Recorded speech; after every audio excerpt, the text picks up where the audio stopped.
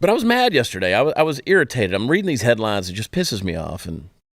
And I was thinking this morning, I was like, okay, where do we want to go with this stuff? Because I want to tell you how to think about them. They're coming after you and me. They're coming after your family. They're coming after your values. And we get on this show and we like to talk about that. We like to talk about all the crazy stuff that's going on in the world, and we hit the highlights. But at the end of the day, how do you think about it? How do you behave?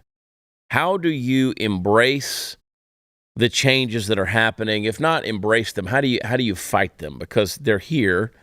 And how do you think? How do you act? How do you behave? How do we proceed? There's a few things.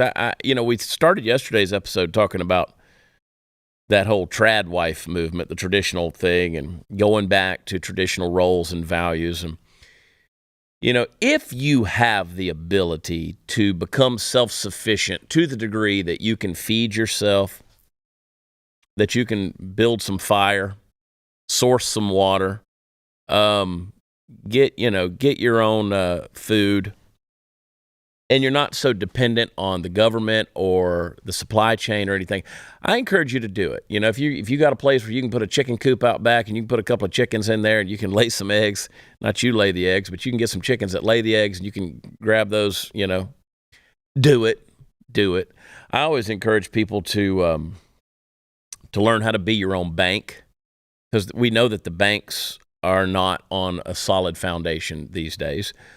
If you want to know how to be your own bank, like for instance, me, what I try to do is when it comes to the banks, I try to only keep a couple $1,000s in the bank at any given time. All right. And then there's a way to be your own bank. And so you can actually go to one of the folks that I partner with at United Patriot Coin, where I get my silver, my gold, my bullion, all of that stuff. They'll educate you. You could talk to them about how to become your own bank. It's pretty nifty, pretty ingenious, and it's a safeguard against financial crisis. And this is not an ad. I'm just telling you, UnitedPatriotCoin.com. Another thing you need to do is you need to go over there and you need to sign up with them and get their Patriot Pack. They'll send you some. They'll send you some bullion. They'll send you some coins, some silver. Everybody needs to have three things going in their life when it comes to gold and silver. You need to have some numismatic coins. You can look up what that is, but you need to have some verifiable coins that are in the case, that the numismatic, absolutely mint condition, because they hold their value better. You need to have some gold and silver on hand, and you need to have some bullion, and you need to have that. Those guys over at United Patriot Coin do a great job. If you want to get into the stuff like we talk about from time to time with the IRAs and the 401ks or whatever, you want to do that backed by gold and silver, they can help you do all that stuff. I'm just telling you, get self-sufficient. When we talk about My Patriot Supply, when we talk about getting preparedness food, when we talk about, making sure your knives are sharp and your guns are clean and you have ammunition and you have the ability to create shelter, you need to do those things. I look at what happened in Maui. And there's a lot of conspiracies that are coming out, and I'm starting to look at this thing with a real caustic view. I don't trust. I'll go on record right here and say that I don't trust anything our government has its fingerprints on. Anything our government touches, I don't have any. And Maui, you see the image there of this gorgeous paradise that's now just been laid waste. This is land that for a long time the conglomerates have been trying to get their hands on. It's amazing that none of the so-called elitists that live in Maui, none of their properties burned or even touched. You look at Will Smith, Oprah Winfrey, Bill Gates, Jeff Bezos, all these different folks who have properties there untouched, but yet these properties. And then you realize that their siren system didn't go off. That is one of the most sophisticated and largest warning systems on the globe there in Hawaii. This is an island in the middle of the Pacific Ocean. Their ability for to have emergency alerts is absolutely essential to their existence. And they didn't go off. They didn't happen.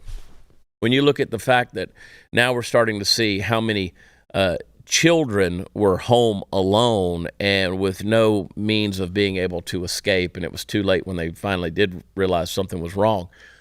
This is a bad situation. And so when you look at a situation like Maui and you realize that something like that, whatever caused it, whatever happened, it could happen anywhere in many ways.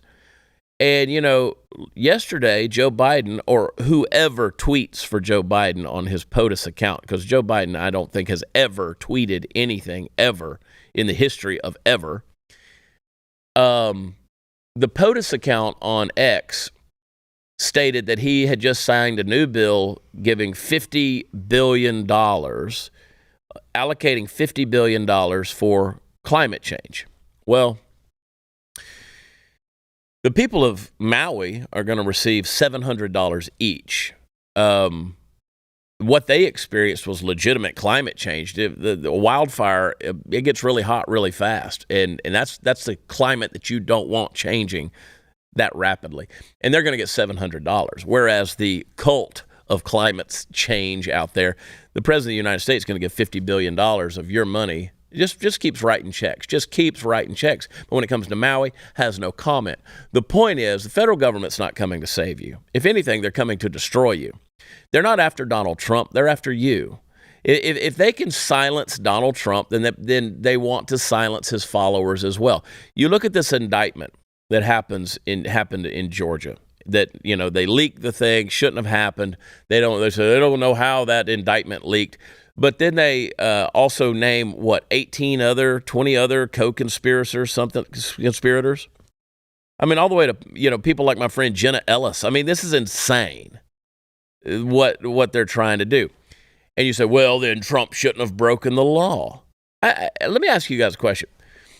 When the Hillary Clinton campaign and the DNC, when they hired, a foreign agent to create the Steele dossier, and they came up with the Russian collusion hoax, and we've now know that all of that was manufactured by, the Democratic Party and particularly Hillary Clinton's campaign. Was that not breaking the law? I mean, when we had to spend $30 million in 2 years of our time on the Mueller report that revealed that nothing happened, is that not criminal? I mean, are you seriously going to sit there and tell me that somebody like Hillary Clinton is untouchable? I mean, if we're just going to go out there and indict Donald Trump for every phone call, everything he questioned, then we can never question elections ever again. We'll never be able to say, you know what, I don't think that was accurate. I don't think that was right. I think we need to take another look at that. Yeah, but he encouraged people to, storm the Capitol. No, he did not. And you know that he didn't. You're creating a narrative in order to fit something to push your agenda, and that's BS. So if they can go after Trump, they can go after his inner circle, if you want to call it that. But those who, were power players, they're going to go after you too. They're going to silence places like the Blaze. They're going to silence people with a platform, those who have a voice. The people that you love to come on here and bitch about and say, well, I don't agree with you. Okay, it doesn't matter if you agree or not. When they silence everybody, when they shut us all off and turn the power off, guess what? You're not going to have anybody to agree or disagree with, and there's not going to be anybody out there speaking the things that you are hoping somebody will have the balls to say and use their platform to push, because they're going to silence everybody. They're going to come for everybody. If at any time, again, if they're going to start arresting people who were within a quarter mile of the Capitol building on January 6th, they're going to come after anybody who has any sentimental feelings whatsoever towards, the Trump presidency. Anybody that supports, and don't think that just because you don't support Trump that you're going to be exempt from this deal. No, you're not going to be exempt from this deal, because let's say you are a supporter of Ron DeSantis. I've told you on this show over and over again, they're just going to say Ron DeSantis is worse. They're coming after all of us. So you better be prepared. You better be prepared. You better be prepared financially. You better be prepared with your food, with your shelter. You better get the resources in your hands while you still can. Take the necessary time to prepare. You know what you need to be doing? You need to be exercising. You need to be physically better off than what you are right now. I've been convicted of that in recent months. I've been doing something about it. I don't want to have the world go to hell in a handbasket. And I mean, let's say you're in Maui, you got to escape into the water to get away from I can't even speak. Wildfires. I hope your fat ass can get down the beach and get down there away from the fire. Again, these days we're so morbidly obese and have gotten so comfortable with everything. I spoke to a group in Amarillo this past Thursday night, and I said, we're in the bring me something phase of life. The older we get, I always do a joke about how guys, the older we get, we just want to sit around and prop our feet up, watch TV, and just have you bring us something. Bring us a beer, bring us a sandwich. If you're leaving the house, just bring us something back. Bring me something to eat. Bring me something. That's where we are as the American people now. Just bring me something. Just give to me. I want to make sure that I'm taken care of, cradle to grave. I pay my taxes, then the roads ought to be smooth, and, the power ought to get turned on, the water ought to be flowing. Well, what happens when that shit stops? You think that just because you're an American, you live in the greatest first world country that's ever existed, that you're obligated and owed some kind of sense of comfort and convenience? You're not at all, and it can all go south real quick. How many times have I told you on this program that all they got to do is on the western and eastern seaboard, just detonate one EMP on each coast, and guess what? Boom. We're talking years without power.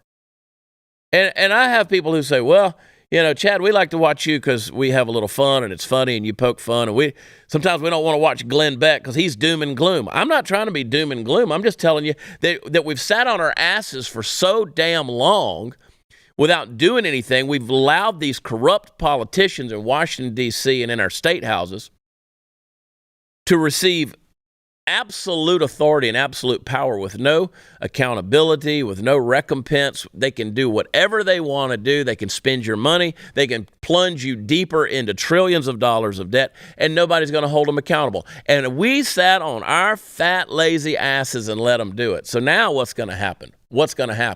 They want to reduce the population. They want to set their wildfires. They want to do whatever they want to do. You don't have a damn chance. Somebody said to me years ago at a live show, at a question answer session, at a meet and greet, they said, do you think we'll ever have a civil war? I said, absolutely not. They said, why? And I said, because we're too damn lazy.